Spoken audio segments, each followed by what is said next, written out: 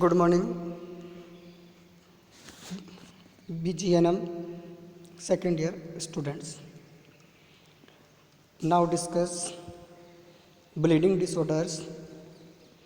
Bleeding disorders के अंदर bleeding definition में है bleeding disorders are a group of condition in which there is a problem with the bodies of bloods clotting process.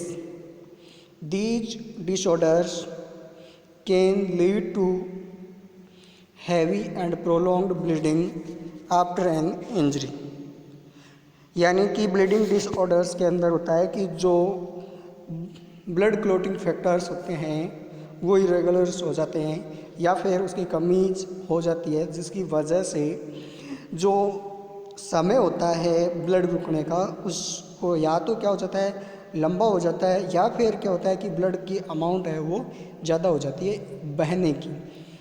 तो एक छोटी सी injury होते ही बहुत ज़्यादा ब्लड का लॉस हो जाता है या फिर एक छोटी सी इंजरी होते ही लंबे समय तक ब्लीडिंग होती रहती है, जिसे अपन कह सकते हैं bleeding disorders.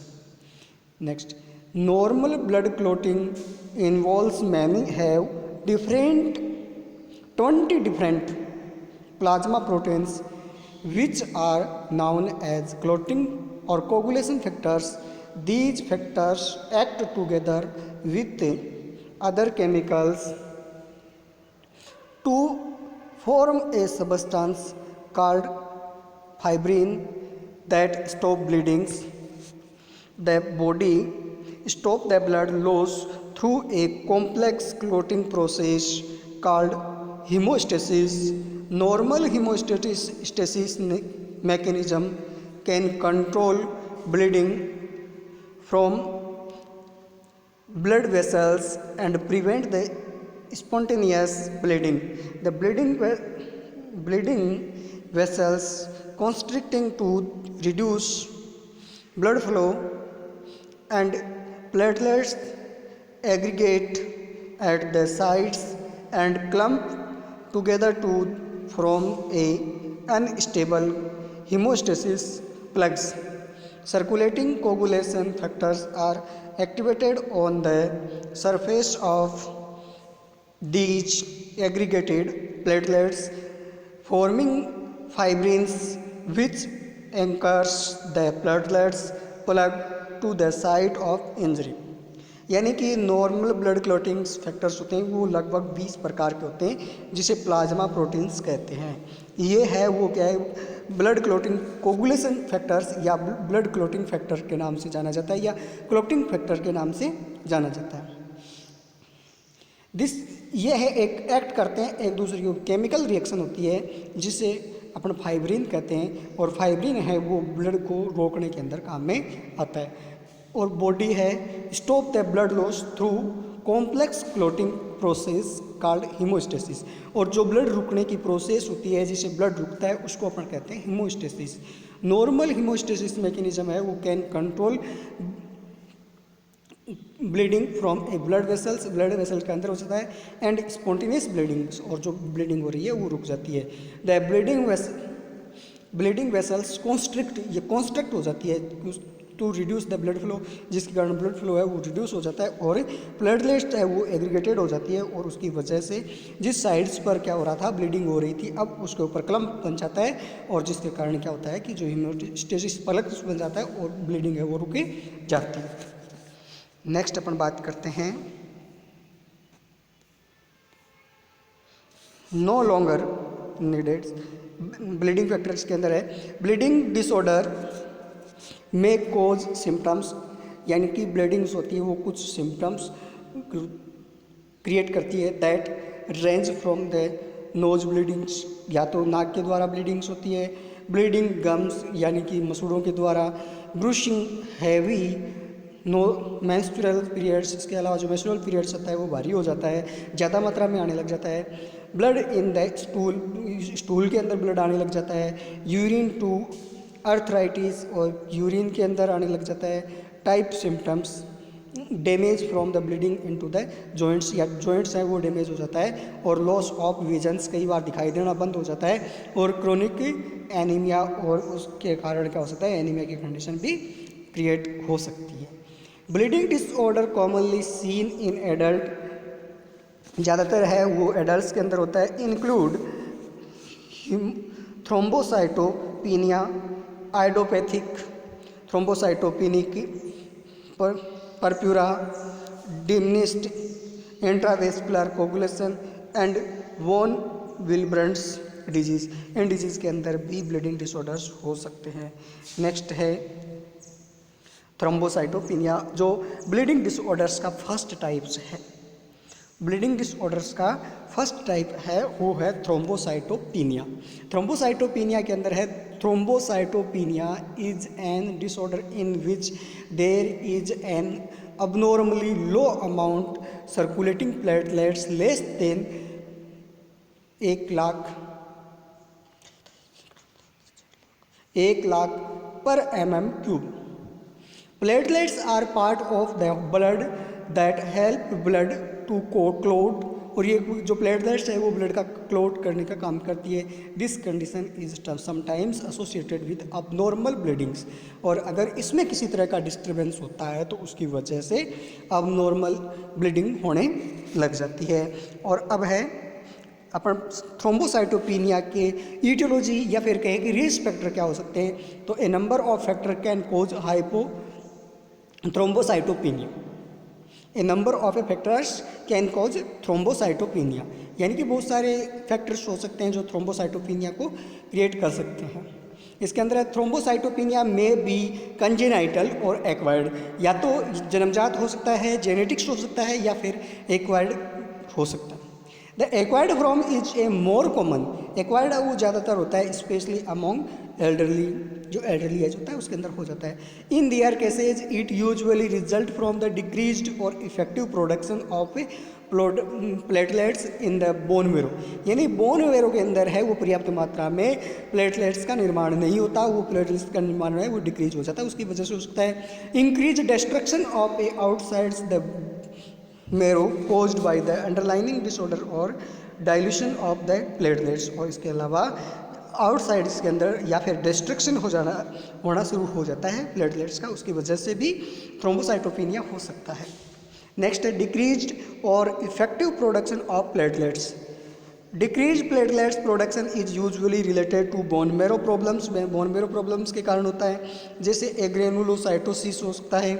In most of these condition इसमें red blood cells and white cells are production में बी आल्सो बी इफेक्टेड, हो सकता है कि इसके अंदर रेड ब्लड सेल्स है और वाइट ब्लड सेल्स है, उसका भी प्रोडक्शन है वो इनइफेक्टिव हो जाए।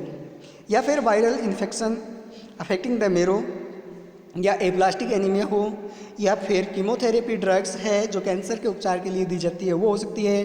कैंसर्स ऑफ द बोन मेरो एंड ब्लड के अंदर या फिर बोन मेरो के अंदर कैंसर हो जाए तो उसकी वजह से भी हो सकता है। लॉन्ग टर्म अल्कोहल यूज, और लंबे समय तक अगर कोई अल्कोहल का यूज करता है तो उसकी वजह से भी हो सकता है। Deficiency of the vitamin B12 की कमी से या फिर फोलिक एसिड की कमी से भी थ्रोम्बोसाइटोपिनिया हो सकता है। इंक्रीज डिस्ट्रक्शन ऑफ प्लेटलेट्स, अब प्लेटलेट्स का डिस्ट्रक्शन टूटती किस कारण से है वो बात करते हैं। तो इंक्रीज्ड प्लेटलेट डिस्ट्रक्शन और composition can be seen number of medical condition, they can be divided into immune related और नॉन इम्यून रिलेटेड कोजेज। दो प्रकार के इसमें कोजेज हो सकते हैं, एक तो इम्यून सिस्टम से रिलेटेड और दूसरा नॉन इम्यून सिस्टम से।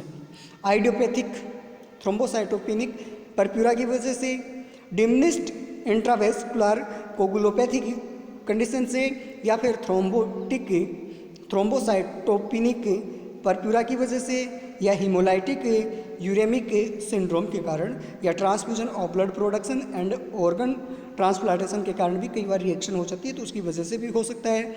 या फिर कहें कि इंजरी टू और inflammation of the blood vessels के अंदर, या फिर हो सकता है सीवियर इन्फेक्शन हो, ट्रोमा हो, उसकी वजह से हो सकता है। या फिर सिस्टेमेटिक लप्स इरिथ्रोमेटस कंडीशन के कारण भी हो सकता है। नेक्स्ट बात करें इसके क्लिनिकल मैनिफेस्टेशन की, तो क्लिनिकल मैनिफेस्टेशन में है mild to severe bleedings cause the main sign and symptoms of thrombocytopenia.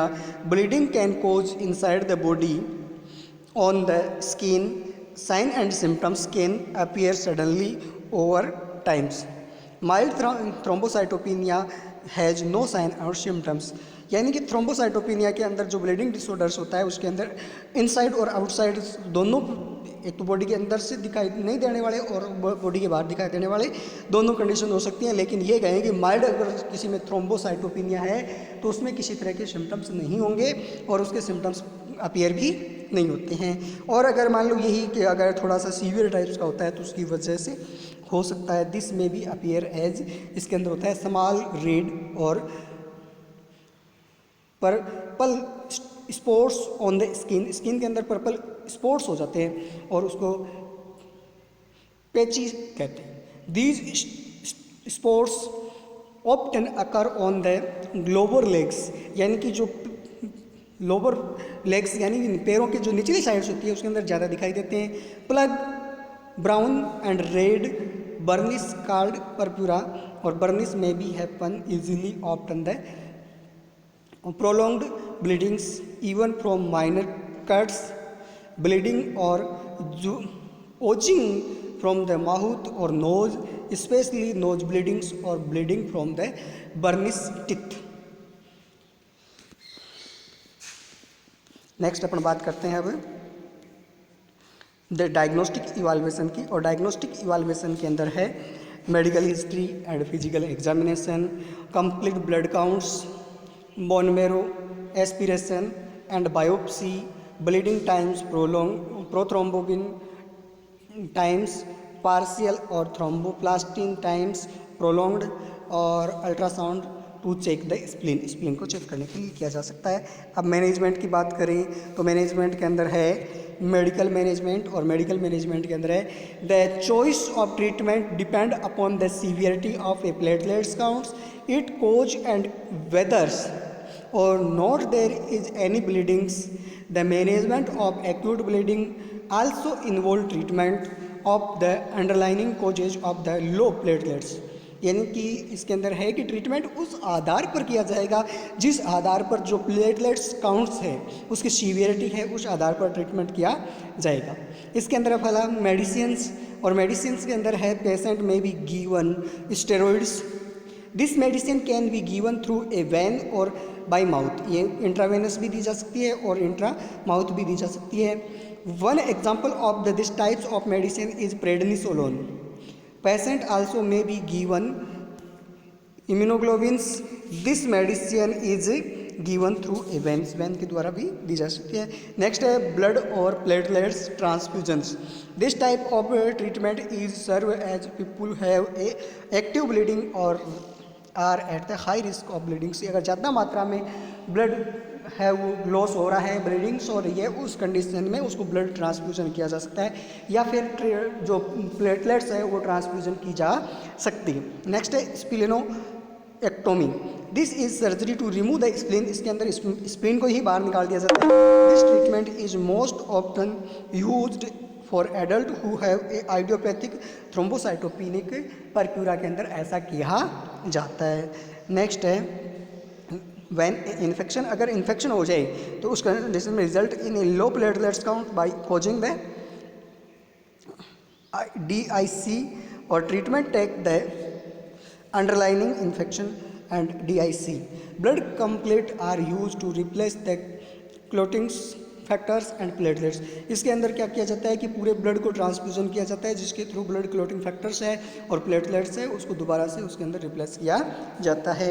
अब अपन बात करते हैं नर्सिंग मैनेजमेंट की, तो नर्सिंग मैनेजमेंट के अंदर है protect the patient from the trauma, trauma से उनको प्रोटेक्ट करना है, keep the side rail and pad then is possible, हो सके जहाँ तक, promote the use of the electric razors and soft toothbrush, उसको क्या किया जाता है कि जो सॉफ्ट टूथब्रश है वो देने, क्योंकि उसमें गम्स ब्लीडिंग्स होने की कंडीशंस रहती है उसकी वजह से ऐसा किया जाएगा।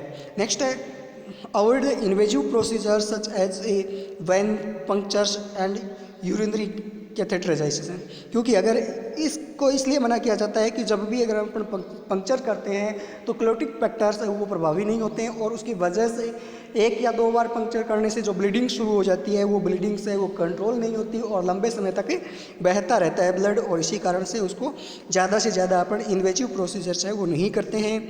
Monitor the platelets counts daily and watch for bleedings, यानी कि जिस जगह से लगता है कि आपको ब्लीडिंग्स हो सकती है, जैसे जीआई ब्लीडिंग है, पेचिस है या इचोमिस है, warn the patient to avoid the aspirin in any form and other drugs that impair the coagulation, यानी कि जैसे एस्पिरिन है वो ब्लड के थक्का जमने को रोकती है, तो ऐसी मेडिकेशंस है वो अवॉइड करनी है, वो नहीं देनी है पेशेंट को, क्योंकि पहले से क्लोटिंग फैक्टर है वो प्रभावी नहीं है, और ऊपर से अपन है वो ये मेडिकेशन दे देंगे तो उनकी ब्लीडिंग्स और ज़्यादा हो सकती है। Advise the patient to avoid the stretching and defecation और coughing, both can lead to increased intracranial pressure, इसके कारण इंट्राक्रेनियल प्रेशर बढ़ सकता है, possibly causing the cerebral haemorrhage in patient with the thrombocyte. Thank you, ये था आपका thrombocytopenia first bleeding disorders complete.